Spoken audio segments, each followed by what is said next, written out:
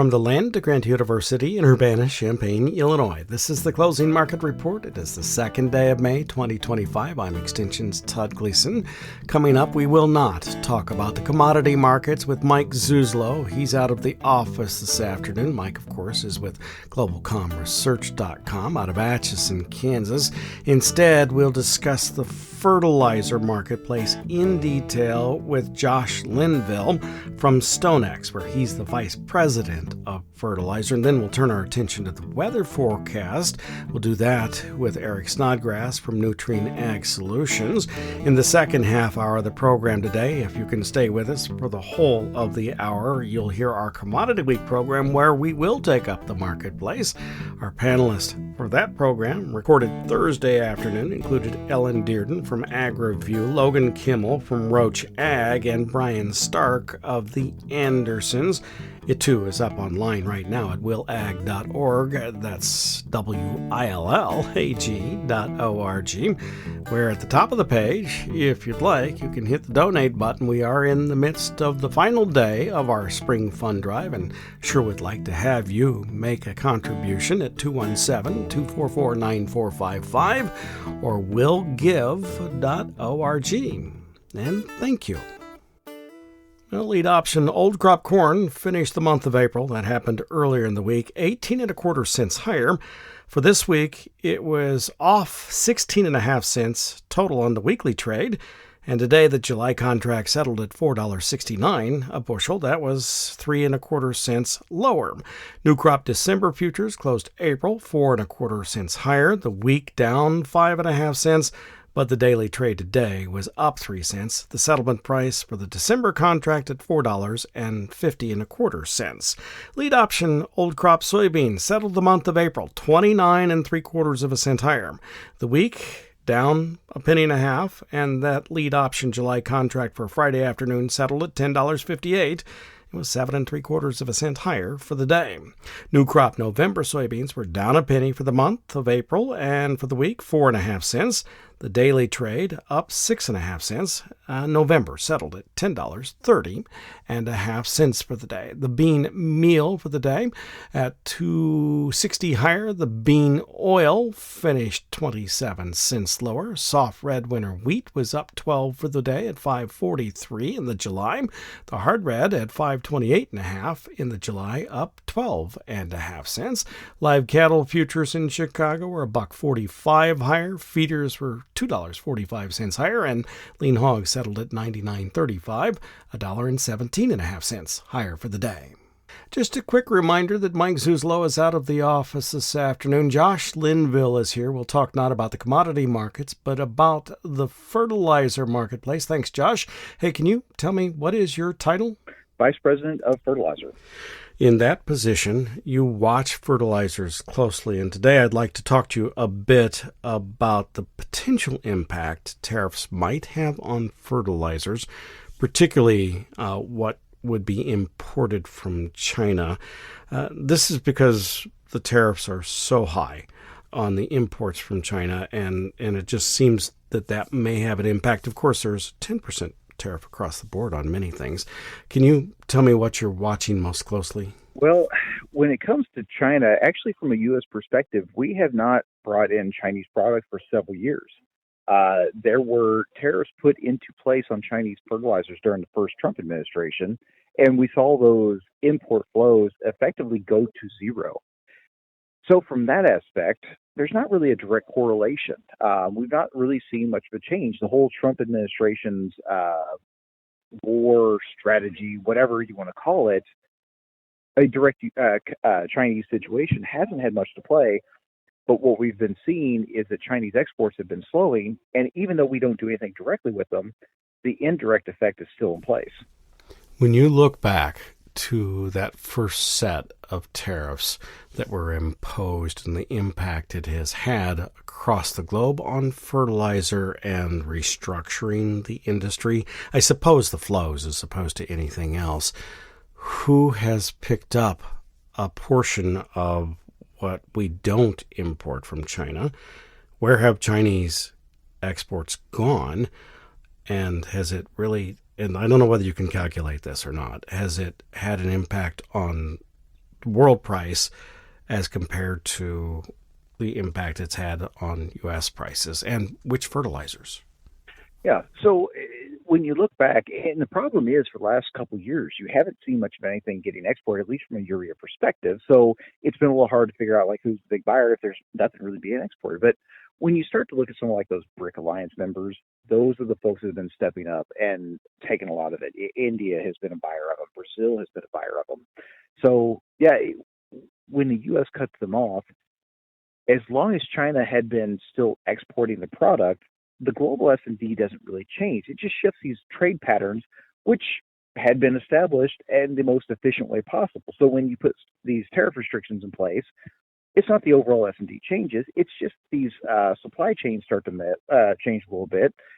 What one country may lose, the other country gets to gain. So that's what we've really been dealing with. But over the last, well, when you look at urea, ever since late 22, and actually phosphate as well, early 22 saw global prices spike, and the government started to intervene on these export programs, taking the stance of, we're going to keep tons at home, keep our price lower versus the rest of the world. We're going to take care of our farmers before anybody else gets to have product. And has that worked? It unfortunately has, especially when we look at it from the urea standpoint. Since 22, China, when you look at them, they would normally export about 5 to 5.5 million tons of urea per year. That started to fall off as we got into that early 22 cycle when China started to step in, but it's really picked up the pace since 2024. Last year, their exports just barely made over 250,000 tons total, not a single month, total for the entire calendar year. Q1 25, those exports have fallen to shy of 4,000 tons. We're no longer measuring Chinese exports in vessels. We're measuring them in containers. It is such a small amount. And what that has done is obviously played a big part in why global prices are higher. But when you go and you look at the price charts and you compare Chinese values against our own, against, say, the Middle East and places like this around the world, China is a significant discount. So fortunately for Chinese buyers, this strategy has worked out amazingly well. Unfortunately for the rest of the world, the strategy has worked amazingly well. Now, you started off by saying by keeping that at home, and you meant that China was keeping it at home for its own farmers. Do we know if China is simply keeping it off the world market and or if it's actually being used domestically? Well, and that's a great question. Every time we see updated operating rates in China, they remain extremely high, which means that product is getting produced in country. And that really brings the question of what are they doing with all of it? Where's all this product going? They can't hold 5+ million tons and just create the storage. I personally believe, and listen, this is China. We don't ever know. It's always educated guesses, if we can even call them that. But when I look at China, we have seen where the government has kind of started to tell its own people, listen, we need to be less reliant on the world. We need to produce our own food. Well, how do you ramp up yields? Well, you fertilize more. So I think just an increase in domestic demand could soak up a lot of that product that they would normally export.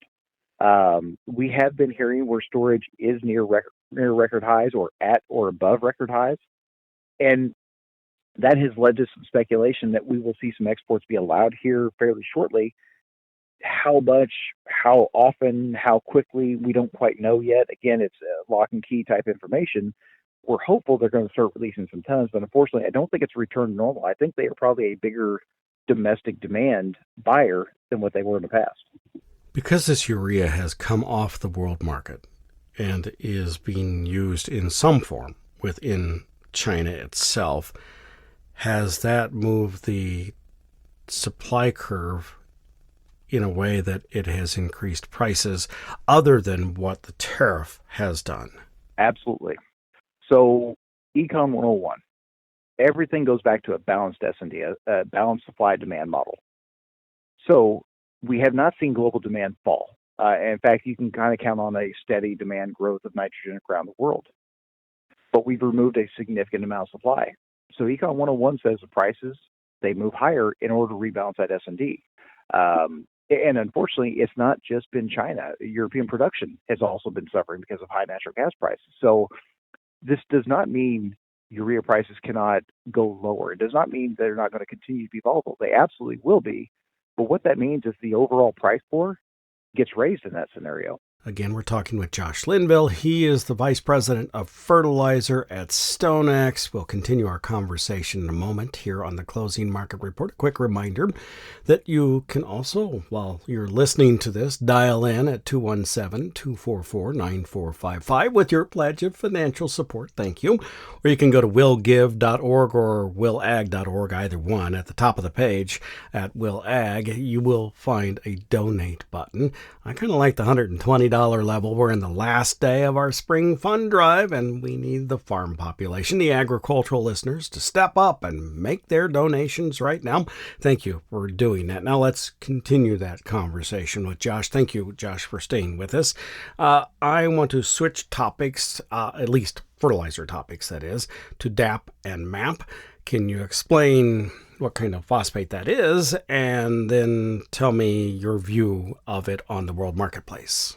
Yeah, so obviously your farmer's going to know phosphate, a major input for a lot of the crops out there that we grow. It's a significant, one of the big three as we look at it. And when we look at urea from a Chinese perspective, 5 to 5.5 million tons of exports is what they would normally do, and that's about 10% of the global marketplace. They're one of the bigger ones, but they're not the biggest. Russia holds that title. For phosphate, they would normally export between 9 and 10 million tons of DAP, MAP. They were the world's largest. The second largest, I think it's Morocco. If you look at them, they were, I want to say it was like 7 million tons. Well, all of a sudden now, the phosphate exports have significantly slowed down as well. We've now got a situation where in the first quarter of 2025, those exports, only 111,000 tons. Now, Q1 is typically a slow quarter anyway. I don't want to act like, their typical export rate for that quarter is 2.5-3 million tons. That is not the case. But if you go back to their last normal year, it was nearly 1 million tons. So dropping to 111,000 tons is a significantly lower number. And we don't feel real good. We don't feel real confident anything returns in a big way in Q2 either. The month of April, we've not seen any sort of signs of their return. And the rumor in the marketplace that even if the government stepped in and said, hey, we're going to allow you guys to start exporting phosphate again, start exporting DAP, start exporting MAP, the producers are going to say, thank you, we appreciate it, but we don't have anything. We have been focused on some different types of phosphate for our domestic users. We're focused on our own demand. We may not have product to start shipping out to the rest of the world until June or July at the earliest. And all of a sudden there, we have to start having a conversation that the world's largest manufacturer and the world's largest exporter has just gone missing for half of a year. And what can we really make up in the second half of 2025? What impact does that have from your perspective on how farmers should think about next year's and this fall's applications? Well, we need to have a very good idea. This is coming from me. I'm not an agronomist, but I would say if I'm in that seat, I am going to have a very, very, very good idea of what the minimum needs are to grow my crop next year. Let's presume nothing changes. And right now, when you look at the future market of phosphate, the prices are flat. The prices do not dip down. And if this continues to hold, I updated these graphs yesterday at close of business. If we continue with corn prices and DAP prices where they are, we will continue at the second highest ratio value that we've got in the history of this data. This chart goes back to 2005, but I've seen this stuff going back into the 90s. We've never seen anything quite this bad. So from a farmer's perspective, you are spending far more of your bushels of corn to pay for that DAP. This is the market's way of trying to kill demand. And so not to say this improves in the years to come. I hope that it does. I'm staying hopeful this all corrects itself and we get back to some decent values. But there needs to be some hard decisions. And I think one of those things that you need to have an idea of, what do I truly need to raise next year's crop? From your point of view, why is China holding all of this off of the marketplace? Are they trying to increase yields? Are they trying to employ more people? Is it a combination of the two? Are there other things that they're working on? And I guess I'm really asking, is the issue with fertilizers related to China one of tariffs, or is it a domestic policy? I think it's more domestic policy. A lot of folks have been trying to tie this back to the Trump administration's kind of economic war on China, parties like that. But again, the phosphate flows, when you look at it, those export flows started to slow significantly into the early 2022 when global prices spiked the last time. And so this is a situation been in place. This is a domestic Chinese political strategy, again, to keep tons at home, prices low. Now, to your point, I believe part of it is an effort to ramp up production of foods in their own areas, so they don't have to be relying on Western countries like the U.S. Uh, Part of it could be that production rates are down of phosphate. If you look into the sulfur market, there's been a lot of supply and price issues there, which may be making it kind of uneconomical. And the third, and something that a lot of people kind of squint at you when you talk about battery manufacturing. The current adopted manufacturing for batteries is phosphate based. And so you know that China is obviously a major player in that field. We could be seeing a lot of phosphate being pulled away from agronomical uses and pulled away from export and being placed into that industry. It's always fascinating to talk with you. I thank you, Josh, for taking some time with me today. Absolutely. Anytime, bud. Josh Linville is Vice President of Fertilizer for StoneX. Now let's turn our attention to some news for the day. The Trump administration has released its fiscal year 2026 skinny budget for the federal government. Here are some of the details related to agriculture. The president is proposing a $4.5 billion cut to USDA's funding, down 17% from fiscal 2025. Programs facing the steepest cuts include farm conservation programs and rural development.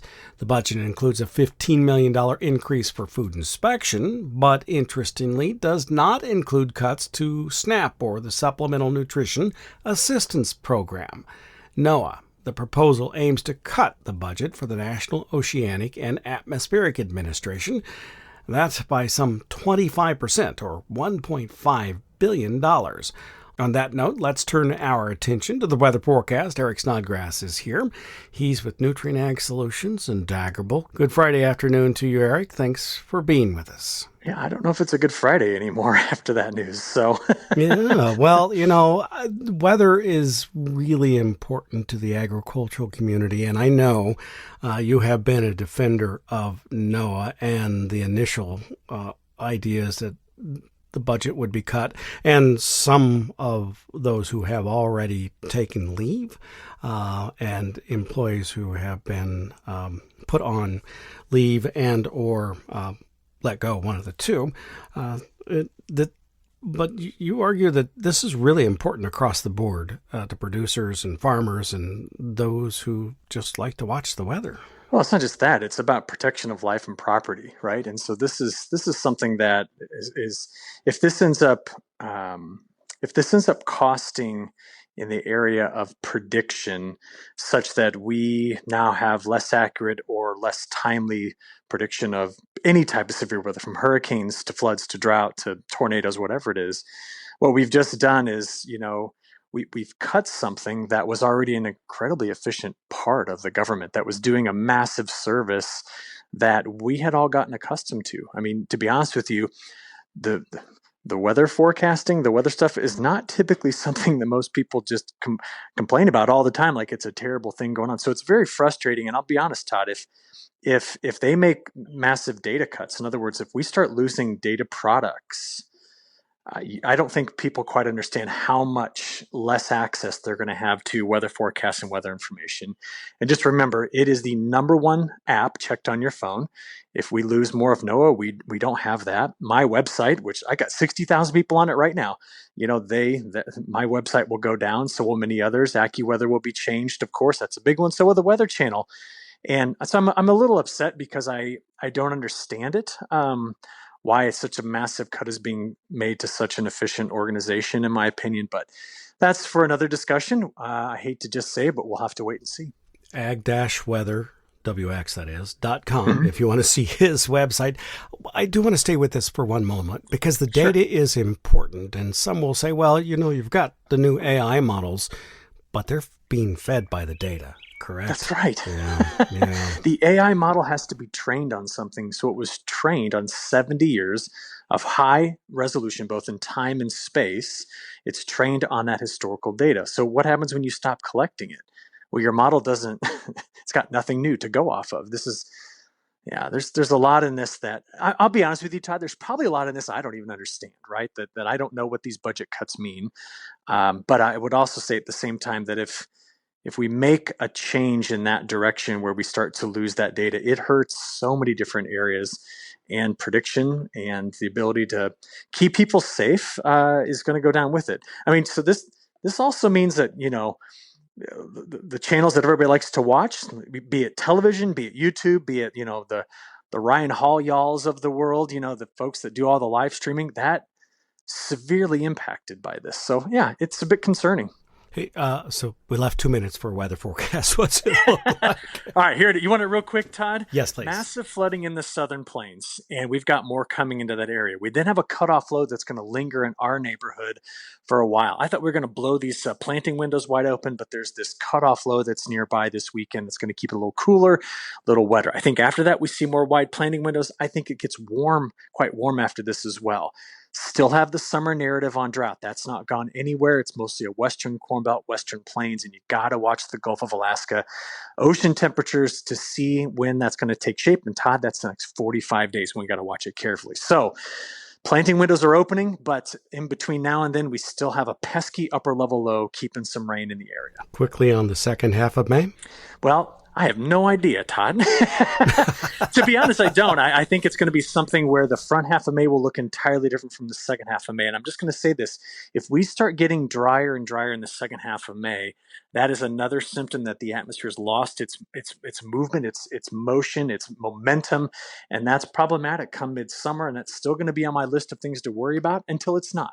So there you go. Hey, one last question. Do you still have June 10th as your target date for what might happen in the summer months? Yeah, I think it's mainly June 10th to maybe June 17th, June 20th. During that week, if we see between now and then that the ocean temperatures along the west coast of North America drop considerably, then we start to bring in my analog years in a big way. So that, again, just to reiterate those years, 96, 99, 06, 08, 11, 12, 17. And this morning, Todd, I even took a close look back at 2021 as another possible analog. So all of those years, at about the time we got to mid to late June, we were seeing the behavior of the atmosphere affect the ocean temperatures in a way that kind of gave us a bit more of a signal as to the risk of heat and drought in summer. And again, is it us or is it west of us? If you ask me today, I think it's west of us. All right. Hey, thank you much. You bet. Thank you. That's Eric Snodgrass. He is with Nutrien Ag Solutions, and Daggerable joined us on this Friday edition of the Closing Market Report that came to you from Illinois Public Media. It is public radio for the farming world.